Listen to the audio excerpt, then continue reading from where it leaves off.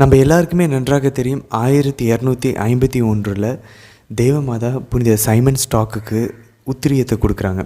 இந்த உத்திரியத்தை எப்படி கொடுத்தாங்க, இந்த வரலாறு, இந்த உத்திரியத்துக்கும் பழைய ஏற்பாட்டில் இருக்கக்கூடிய கார்மேல் மலைக்கும் இருக்கக்கூடிய சம்பந்தங்கள், இதை பற்றிலாம் இந்த வீடியோவில் உத்திரியத்தினுடைய வரலாறு எப்படி கொடுக்கப்பட்டுச்சுன்ற வரலாறை நம்ம இந்த வீடியோவில் பார்க்க போகிறதில்ல.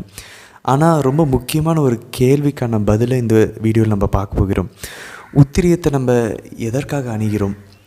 உத்திரியத்தை அணிஞ்சிக்கிட்டு நான் ஒரு வேளை பாவம் செஞ்சேன்னா நான் நரகத்துக்கு போக மாட்டேனா? ஏன்னா மாதா புனித சைமன் ஸ்டாக் கிட்ட கொடுத்தப்ப அவங்க வாக்கு தராங்க, இதை அணிந்து கொள்கிறவர்கள் நிலையான நெருப்பிற்கு அவர்கள் ஆளாக மாட்டாங்க. அப்படின்னாக்க இட்டர்னல் ஃபயர், நரகத்திற்கு இந்த உத்திரியத்தை அணிந்து கொள்கிறவர்கள் செல்ல மாட்டார்கள், அவங்க போக மாட்டாங்க அப்படின்னு சொல்லி மாதா வாக்கு கொடுக்குறாங்க. அப்போது பிரிவினை சகோதரர்கள் கேட்டால் கூட பரவாயில்ல, நிறைய கத்தோலிக்கர்கள் மனசில் இருக்கக்கூடிய கேள்வி, அப்போ நான் உத்திரியத்தை போட்டுக்கிட்டேன்னா நான் நரகத்துக்கு போக மாட்டேனா? எவ்வளோ பாவத்தில் நான் வாழ்ந்தாலும் நான் நரகத்துக்கு போக மாட்டேனா? அப்படின்ற கேள்வி நிறைய கத்தோலிக்கர்கள் இருக்குது. இந்த வீடியோவில் அந்த கேள்விக்கான பதிலையும், உத்திரியத்தை நம்ம என்ன மனநிலையோடு அணிந்து கொள்ள வேண்டும் அப்படின்றதையும் இந்த வீடியோவில் நம்ம பார்க்க போகிறோம். சரி, இப்போ முதல் கேள்விக்கான பதிலை நம்ம பார்ப்போம்.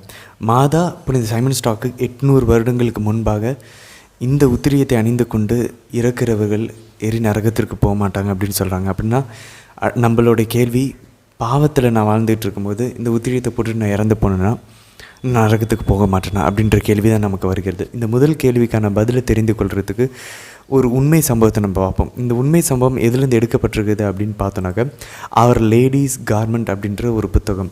இந்த புத்தகம் ஸ்ரீலங்காவில் இருக்கக்கூடிய ஒரு ஆயரனுடைய இம்ப்ரிமாத்தூரை பெற்றது. அப்படின்னா ஆயரனுடைய ஒப்புதலையும் அங்கீகாரத்தையும் பெற்றது. அப்படின்னா திருச்சபையினால் சரி என்று சரியாக அதை ஃபுல்லாக ஆய்வு செய்யப்பட்டு இது சரியான ஒரு புத்தகம், இதில் குறிப்பிடப்பட்டிருக்கிறதெல்லாம் உண்மை என்று இந்த ஆயர் ஒப்புதலையும் அங்கீகாரத்தையும் கொடுத்துருக்கக்கூடிய இந்த புத்தகம். ஒருவேளை அந்த புத்தகத்தை PDF ஃபார்மேட்டில் நம்மளுடைய மொபைல்லையோ இல்லை நம்மளுடைய லேப்டாப்லேயோ டவுன்லோட் பண்ணி படிக்கணும்னு நினச்சோம் அப்படின்னாக்க, அதை டவுன்லோட் பண்ணுறதுக்கான லிங்க்கை இந்த வீடியோட டிஸ்கிரிப்ஷனில் கொடுத்துருக்கணும். அந்த லிங்க்கை டவுன்லோட் பண்ணால் உத்திரியத்தை பற்றின முழு விவரத்தையும் நம்ம தெரிந்து கொள்ளலாம். இது ஒரு புத்தகம் தான். இதே போல் இன்னும் நிறைய நல்ல புத்தகங்கள் இருக்குது. இது ஒரு புத்தகம். இந்த புத்தகத்தில் நம்ம இந்த ஒரு உண்மை சம்பவத்தை பதிவு செய்யப்பட்டிருக்கிறத நம்ம பார்க்குறோம். உண்மை சம்பவம் என்ன அப்படின்னாக்கா, சிவில் ஸ்பானிஷ் வார், அதாவது ஸ்பெயின் நாட்டில் நடந்த ஒரு சிவில் வார். இது எப்போ நடந்துச்சுன்னா 1930 நடந்தபோது 7 கம்யூனிஸ்ட் ஆளுங்க சாவுக்கு தீர்ப்பிடப்படுகிறாங்க. அவங்க நிறைய தப்பு செஞ்சதுனால, குற்றங்கள் செய்ததுனால அவங்கள சாவுக்கு தீர்ப்பிடுறாங்க. அந்த நேரத்தில் என்ன நடக்குதுனாக்க, அங்கேருந்து ஒரு கார்மலைட் குருவானவர், கார்மெல் சபையை சார்ந்த ஒரு குருவானவர் இந்த 7 கம்யூனிஸ்ட் ஆளுங்களையும் இறப்புக்கு தயாரிக்க அவர் நினைக்கிறாரு. ஆனால் அவங்க அதை மறுக்கிறாங்க.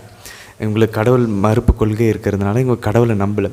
அப்போ இவர் அவங்களோட சேர்ந்து ஒரு நட்புறவு கொண்டு அவங்கள ஃப்ரெண்ட்ஸ் ஆக்குனதுக்கப்புறம் அடுத்த நாள் அவங்க சுடப்பட்டு அவங்க சாகடிக்க போகக்கூடிய அந்த தருணத்தில், அதுக்கு முதல் நாள் நைட்டு இந்த குருவானவர் என்ன பண்ணுறாரு, அவங்களுடைய நட்பை அவர் சம்பாரிச்சதுக்கப்புறம், அவங்களோட நல்ல நட்புறவுக்குள்ளே வந்ததுக்கப்புறம் சாவதற்கு முதல் நாள் நைட்டு அவங்க கூட பேசி, சரி நீங்கள் கடவுளை பற்றி நீங்கள் பேசக்கூடாதுன்னு சொல்லிட்டீங்க, ரிலீஜன் பற்றி பேசக்கூடாதுன்னு சொல்லிட்டீங்க, உங்களுடைய கழுத்தில் இந்த உத்திரியத்தை மட்டும் போடுறதுக்கு அனுமதிக்கிறீங்களா அப்படின்னு சொல்லி இந்த குருவானவர் கேட்குறார். அதில் அந்த 7 பேர்த்தில் 6 பேர் மட்டும் சரி ஓகே அனுமதிக்கிறோம் அப்படின்னு சொல்லி அவங்க அதை வாங்கி போட்டுக்கிறாங்க. கொஞ்ச நேரத்திலேயே அவங்களுக்கு ஒரு மனமாற்றம் வருது. ஏன்னா அடுத்த நாள் சாக போகிறாங்க. கடவுளுடைய குரலை, மாதாவுடைய குரலை அவங்க கேட்டிருப்பாங்களோ என்னமோ தெரியல, அவங்களுக்குள்ளே ஒரு மனமாற்றம் வருது. சரி நாங்கள் பாவ சங்கீதனை செய்கிறோன்னு சொல்லி அவங்க செய்த பாவத்தெல்லாம் நல்ல ஒரு பாவ அறிக்கையை செய்து அவங்க அந்த மரணத்துக்கு தயாராகிறாங்க.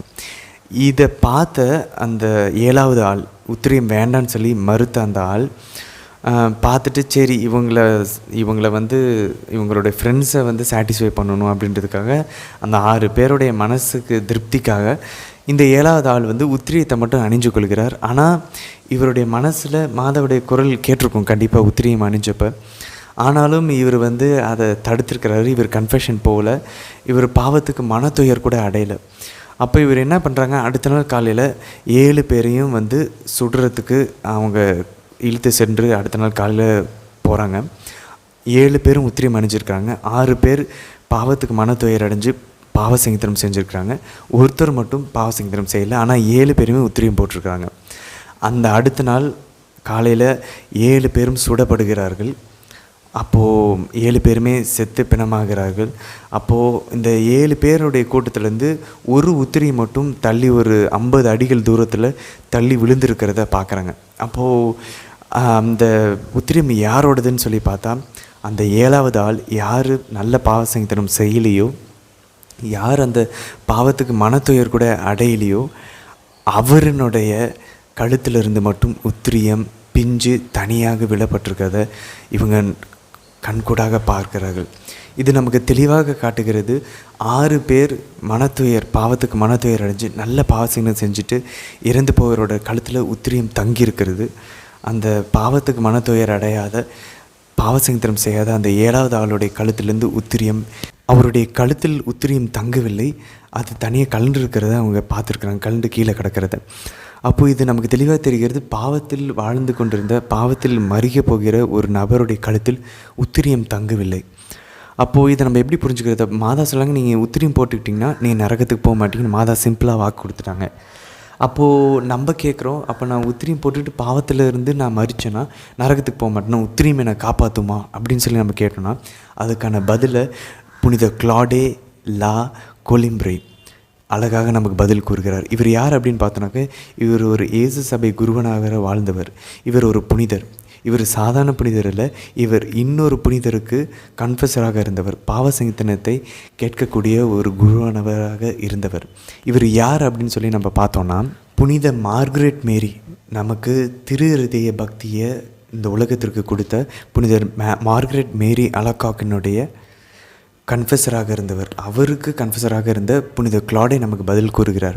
நீங்கள் என்ன கேட்குறீங்க, நான் உத்திரியம் போட்டுக்கொண்டு நான் பாவத்தில் வாழ்ந்து கொண்டு பாவத்தில் நான் வாழணும்னு நான் விரும்பும்போது பாவத்திலே நான் இறந்தேன்னா நான் நரகத்துக்கு போக மாட்டேன்னு நீங்கள் என்ன கேட்குறீங்க. அவர் இங்கிலீஷில் கூறுகிறார், what if I desire to die in my since.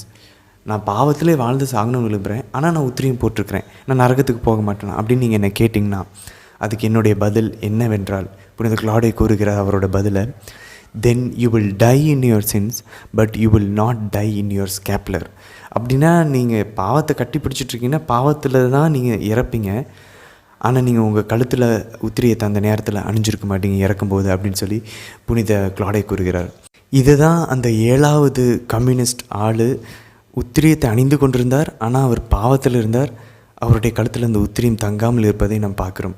அப்போது நம்மளுடைய முதல் கேள்விக்கான பதிலை அழகாக புனித கிளாடே லா கொலிம்ப்ரி, இயேசு சபை புனிதராக இருந்த இவர், புனித மார்கரெட் மேரிக்கு பாவசங்கத்தனம் கேட்கக்கூடிய புனிதராக இருந்த இயேசு சபை குருவனவராக இருந்த இவர் அழகாக நமக்கு பதில் கூறுகிறார்.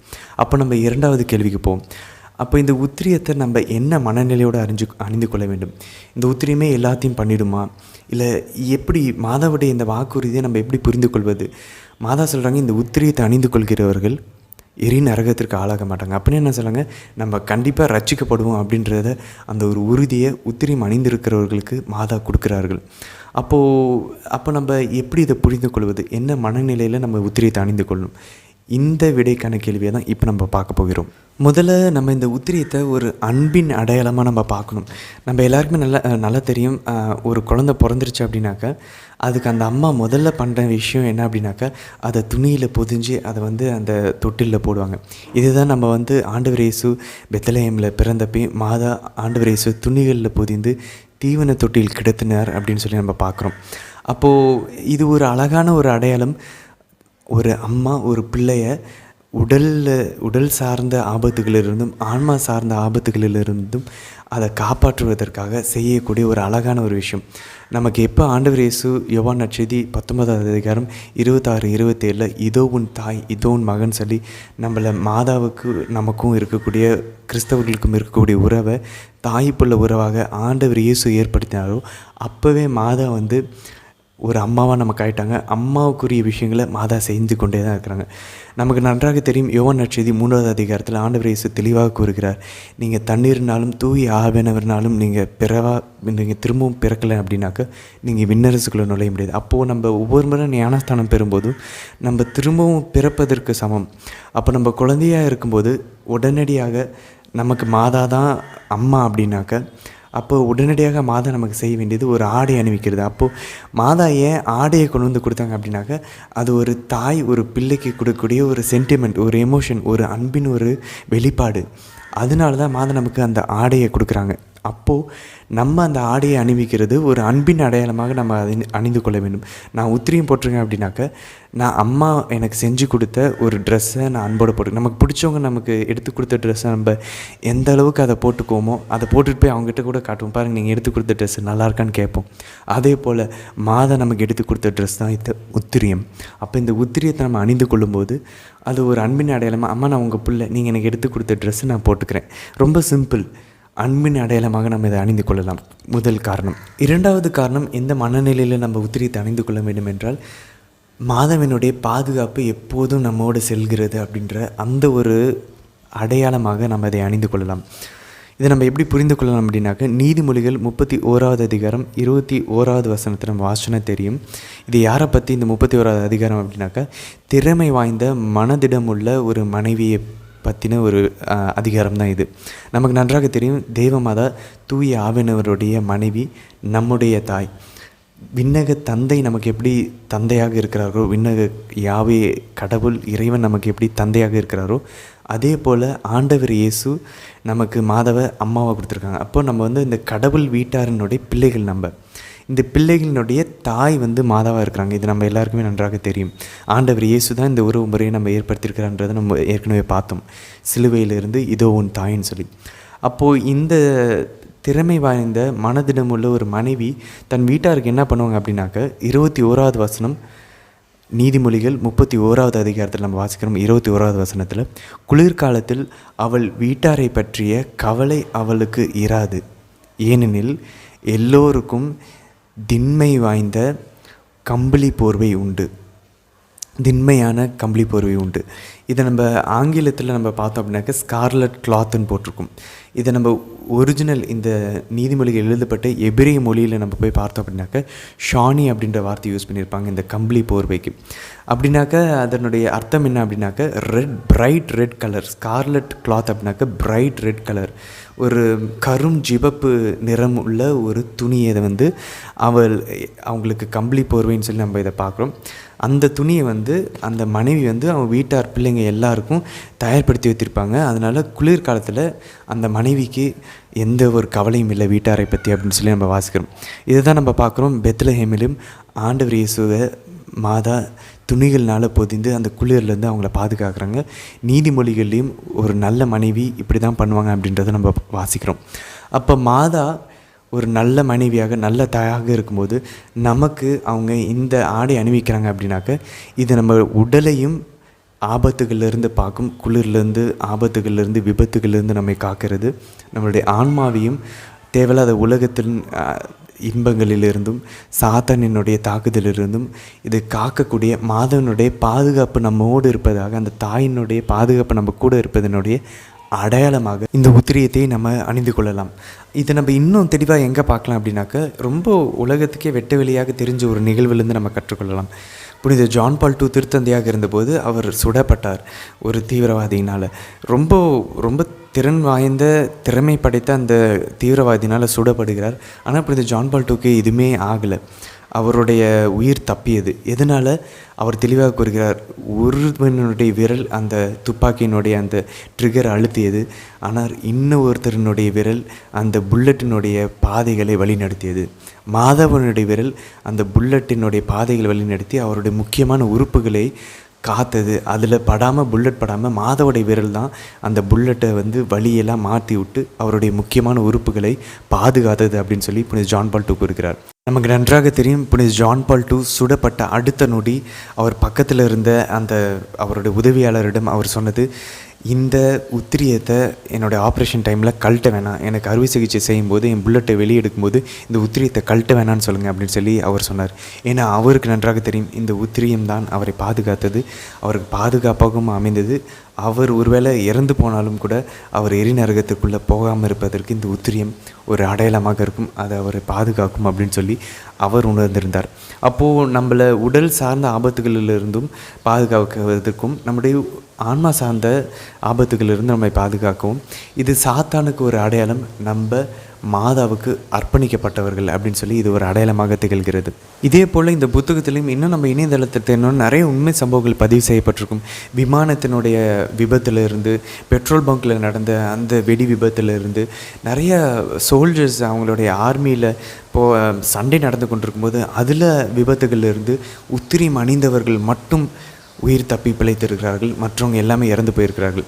அதே போல் தான் நம்ம பார்க்குறோம், 10ஆம் கிரகோரியார் திருத்தந்தை அவர் அணிந்திருந்த உத்திரிமும் புனித அல்ஃபோன்சஸ் லிகரியார் மிகப்பெரிய இறை வல்லுநர், புனிதர்களில் மிக உயரிய புனிதராக இருந்த டாக்டர் ஆஃப் த சர்ச்சாக இருந்த புனித அல்ஃபோன்சஸ் லிகரியார் இரட்சகர் சபையை ஏற்படுத்திய அவர் உத்திரியம் அணிந்து கொண்டு அவரை புதைக்கிறாங்க. அதே போல் 10ஆம் கிரகோரியார் திருத்தந்தையும் புதைக்கிறார்கள்.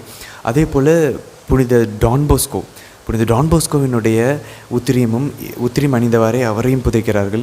பல வருடங்கள் கழித்து அவரை தோண்டி பார்க்கும்போது, குறிப்பாக 10ஆம் கிரகோரியார் கிட்டத்தட்ட 500 வருடங்கள் கழித்து அவருடைய உடலை தோன்றும்போது அவருடைய உடல் எல்லாமே அழிந்து போயிருந்தது. எதுவுமே இல்லை, அவருடைய உத்திரியம் மட்டும் அழியாமல் அங்கே இருந்தது. இன்றும் அது இத்தாலியில் மியூசியத்தில் வைக்கப்பட்டிருக்கிறது. அவருடைய உத்திரியத்தை நம்ம இன்றும் காணலாம். இது இந்த புத்தகத்தில் பதிவு செய்யப்பட்டிருக்கிறது.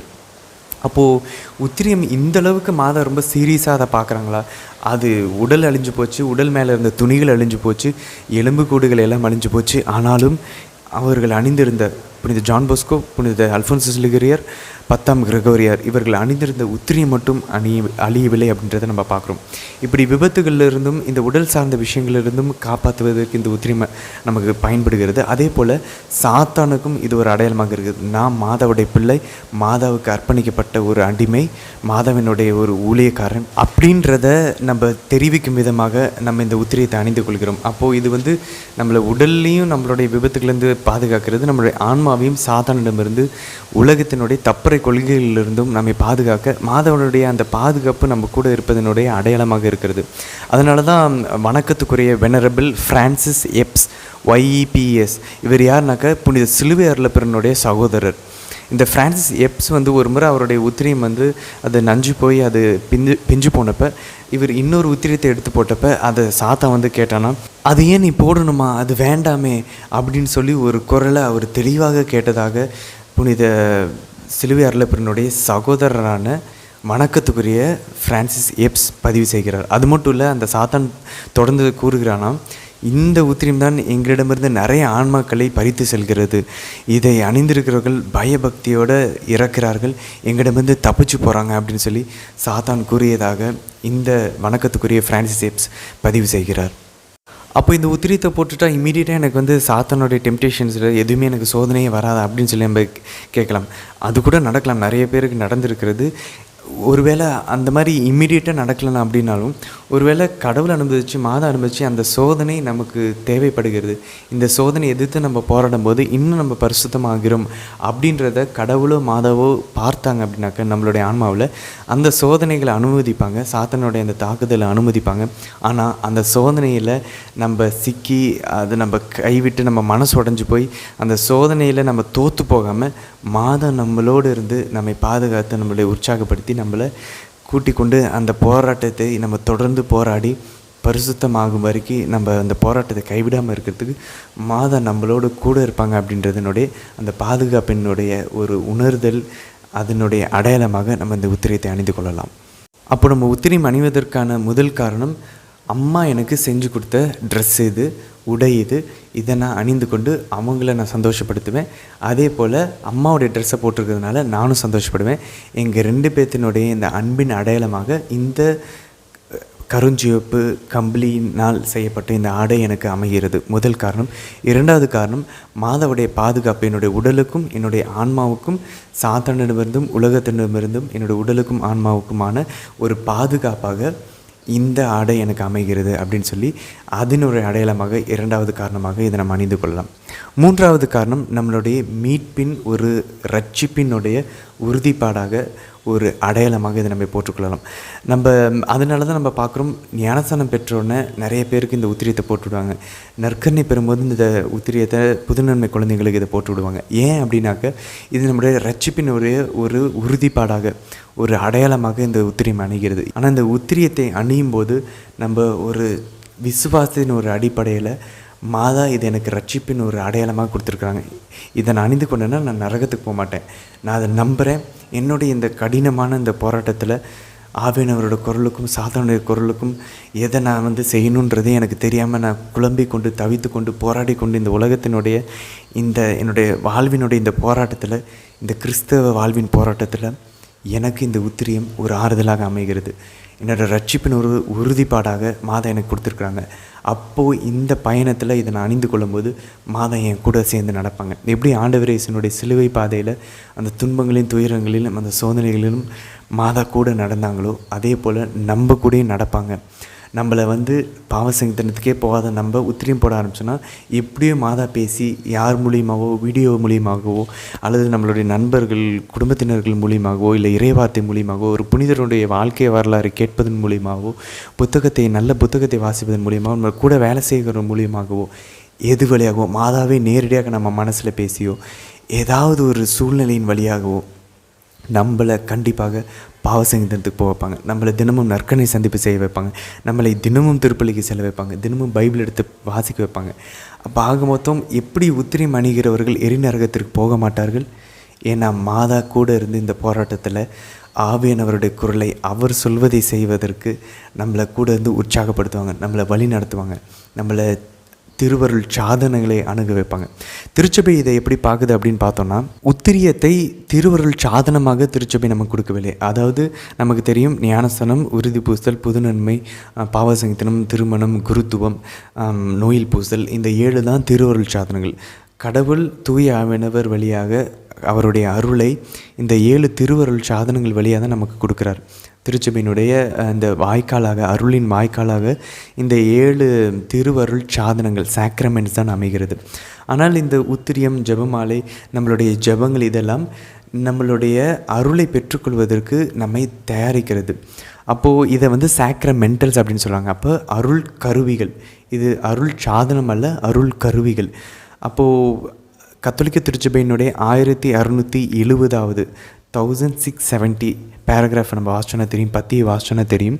தே prepare us to receive grace and disposes to cooperate with it. அப்போ தூய ஆவியானவருடைய அருளை பெற்றுக்கொள்வதற்கும் அவருடைய அருளுக்கு அவருடைய குரலுக்கு நம்மை ஒத்துழைப்பதற்கும் இந்த திருவருள் கருவிகள், இந்த சாக்ரமெண்டல்ஸ் நமக்கு உதவுகிறது. அப்போது நம்ம இந்த சாக்ரமெண்டல்ஸ் ஆகிய இந்த திருவருள் கருவியாகிய இந்த உத்திரியத்தை நம்ம அணியும் போது மாதா நமக்கு வாக்கு தராங்க, நீங்கள் நரகத்துக்கு போக மாட்டீங்க அப்படின்னாக்க மாதா நம்மை இந்த திருவருள் சாதனங்களை அணுகுவதற்கு இந்த உத்திரியம் நம்மை தயாரிக்கிறது. தூய ஆவியானவருடைய அருளுக்கு ஒத்துழைப்பதற்கு நம்மை மாதா கூட உடனிருந்து நமக்கு உதவுகிறார்கள், நமக்காக ஜெபிக்கிறார்கள். அப்போ இந்த உத்திரியத்தை ஒரு விசுவாசி உண்மையான விசுவாசத்தோடு, பயபக்தியோடு, விசுவாசத்தோடு இதை அணிந்து கொள்ளும்போது இந்த உத்திரியத்தில் திருச்சபையினுடைய ஜெபங்களின் வழியாக, அதாவது புனிதர்கள் தேவமாதாவினுடைய ஜெபத்தின் வழியாகவும் நமக்கு இந்த திருவருள் சாதனைகளை அணுகி நம்ம கடவுளுடைய அருளை பெற்றுக்கொள்வதற்கும் தூய ஆவியானவருக்கு நம்ம ஒத்துழைப்பதற்கும் இந்த உத்திரியம் நமக்கு உதவுகிறது, நம்மை தயாரிக்கிறது. இன்னும் சிம்பிளாக சொல்லணும் அப்படின்னாக்க, நம்ம விமான நிலையத்தில் ஏதாவது ஏர் ஹோஸ்டர்ஸ் பார்க்குறோம், பைலட்ஸ் பார்க்குறோம், அவங்களுக்கும் ஒரு வித்தியாசமான ஒரு ஆடை இருக்கிறது, ஒரு டிரைவருக்கு ஒரு வித்தியாசமான ஒரு ஆடை இருக்கிறது. அதே போல் ஒரு ஆர்மியில் ஒரு போலீஸ்மென்னுக்கு, இவங்களுக்கெல்லாம் வித்தியாசமான ஒரு ஆடை இருக்கிறது. ஏன்? இந்த ஆடையை பார்க்கும்போது எதிரிகளுக்கும் தெரியும் இவர் ஒரு போலீஸ் அதிகாரி, அதே போல் பொதுநிலையிலான மக்களுக்கும் தெரியும் இவர் ஒரு போலீஸ் அதிகாரி அப்படின்னு சொல்லி. அதனால் அவருடைய துணை நாடுகிறவர்களுக்கும் அவரை சார்ந்திருக்கிறவர்களுக்கும் அவருக்கு எதிராக இருக்கிறவர்களுக்கும் இந்த அடையாளம், இந்த ஆடை ஒரு அடையாளமாக விளங்குகிறது. அதே போல் நம்ம ஆர்மியில் இருக்கிறவங்களுக்கும் போலீஸில் இருக்கிறவங்களுக்கும் எப்படி ஆடை, இல்லை ஒரு ஃபாதருக்கோ ஒரு அருள் சகோதரிக்கோ அவங்களுடைய ஒரு குருத்துவ ஆடை எப்படி ஒரு அடையாளமாக விளங்குகிறதோ, அதே போல் எதிரியாகிய சாத்தானுக்கும் உலகத்திற்கும் நமக்கும் வானதூதர்களுக்கும் தீய ஆவிகளுக்கும் கடவுளுக்கும் இந்த உத்திரியம் ஒரு அடையாளமாக விளங்குகிறது. இவங்க மாதாவுடைய பிள்ளைங்க. ஸோ நம்ம உத்திரியம் அணிவதற்கான ஒரு 3 காரணங்கள் என்ன அப்படின்னாக்க, அம்மாவினுடைய ஒரு அன்பின் அடையாளமாக, பிள்ளையினுடைய ஒரு அன்பின் ஒரு வெளிப்பாடாக நம்ம அவங்க செஞ்சு கொடுத்த ஆடையை நம்ம அணிந்து கொள்கிறோம். 2வது, நம்ம மாதாவினுடைய பாதுகாப்பின் ஒரு அடையாளமாக, பாதுகாப்பின் ஒரு உடனிருப்பினுடைய ஒரு உறுதிப்பாடாக உத்திரியத்தை அணிந்து கொள்கிறோம், உடலின் பாதுகாப்புக்கும் ஆன்மாவின் பாதுகாப்புக்கும். 3வது, மாதா நமக்கு வாக்களித்திருக்கக்கூடிய அந்த ரட்சிப்பு, நம்ம நரகத்துக்கு போக மாட்டோம் அப்படின்ற அந்த மீட்பின் ஒரு உறுதிப்பாடாக அடையாளமாக நம்ம இந்த உத்திரியத்தை அணிந்து கொள்கிறோம். அப்போ இந்த உத்திரியத்தை அணியும் போது நம்ம ஆசைப்பட வேண்டியது, அம்மா இந்த பாவத்துக்கு எதிரான போராட்டத்தில் எனக்கு தேவையான அருளை பெறுவதற்கு என் கூட இருந்து என்னை உற்சாகப்படுத்தி என்னை வழிநடத்தி ஆவியானவருடைய குரலுக்கு நான் செவி சாய்க்க என் கூட இருந்து எனக்கு உதவுங்கம்மா. என்னை பயப்படாமல் கன்ஃபெஷன் போக எனக்கு தைரியத்தை தாங்க. எனக்கு என்னுடைய பாவத்தை கட்டுப்படுத்துறதுக்கு எனக்கு தூய ஆவியானவர் பேசும்போது அவருடைய குரலுக்கு செவி சாய்ச்சி நான் பொறுமையாக இருக்க வேண்டிய இடத்துல பொறுமையாக இருக்கிறதுக்கு பொறுமையை தாங்க. எனக்கு விசுவாசத்தை தாங்க. இப்படி மாதா நம்ம கூட நம்மளோடு இருப்பதற்கான ஒரு அடையாளமாக தான், அதனுடைய ஒரு உடனிருப்பினுடைய உறுதிப்பாடாக, அதை அங்கீகரிக்கும் விதமாக, அதை நம் விசுவாசத்தோடு ஏற்றுக்கொள்வதனுடைய ஒரு வெளி அடையாளமாக நமக்கும் உலகத்திற்கும் சாத்தானுக்கும் வானதூதர்களுக்கும் கடவுளுக்கும் அடையாளமாக இந்த உத்திரியத்தை நாம் அணிந்து கொள்ளலாம். அப்போ இந்த 3 காரணங்களை நம்ம வைத்துக்கொண்டு, ஒருவேளை நம்ம மாதாவுடைய குரலை கூட நம்ம எதிர்க்கலாம், ஆவியானவர் குரலையும் நம்ம எதிர்க்கலாம். அப்படி எதிர்த்து நம்ம ஒரு திடமனதாக வணங்கா கழுத்து உடையவர்களாக நம்ம இருந்து பாவத்தில் நம்ம விடமாட்டோன்ற ஒரு உறுதிப்பாடு இருந்தோம்னா நம்ம பாவத்தில் தான் இறந்து போவோம். ஆனால் இறந்து போகும்போது உத்திரியம் நம் கழுத்தில் இருக்காது. அப்படி நம்ம உத்திரியம் அணிந்திருந்தோம்னா எப்படியாச்சும் நமக்கு நம்மளுடைய பாவத்தை குறித்த மனத்துயரை தந்து திருச்சபையினுடைய திருவருள் சாதனங்களை, பாவசங்கத்தனம், நற்கரணை, நோயில் பூசுதலை பெறாமல் நாம் இறந்து போக மாட்டோம். அதனால தான் நம்ம நிறைய உண்மை சம்பவங்களை நம்ம இணையதளத்திலும் இந்த புத்தகத்திலும் வாசனை தெரியும்.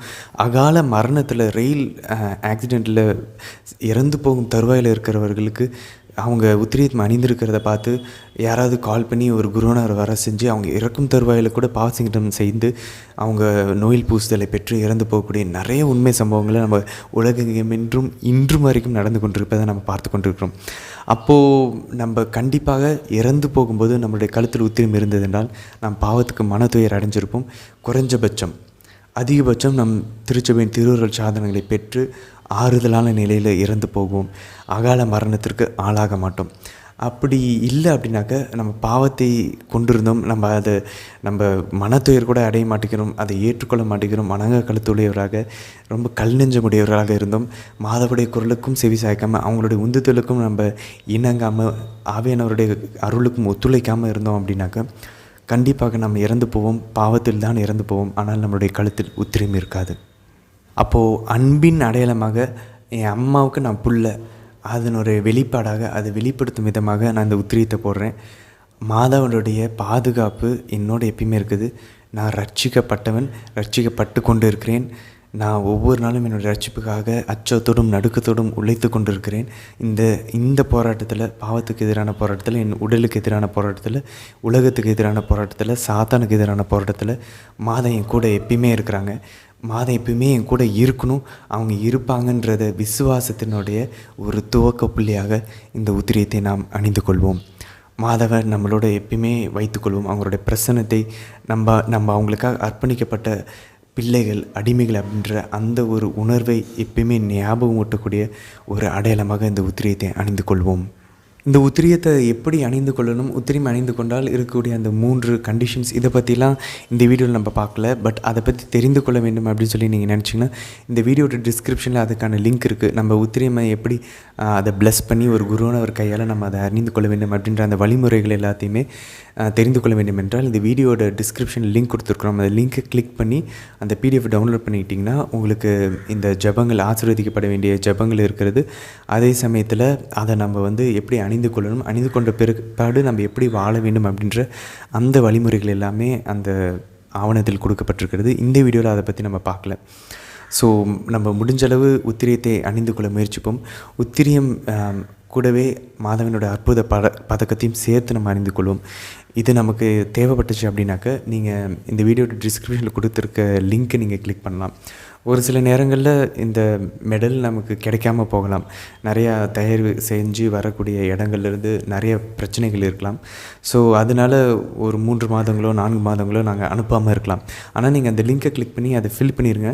கண்டிப்பாக எங்களுக்கு கிடைச்ச உடனே உங்களுக்கு குறைஞ்சபட்சம் எங்களால் எவ்வளோ அனுப்ப முடியுமோ அந்த அளவை கண்டிப்பாக உங்களுக்கு நாங்கள் அனுப்பி வைப்போம்.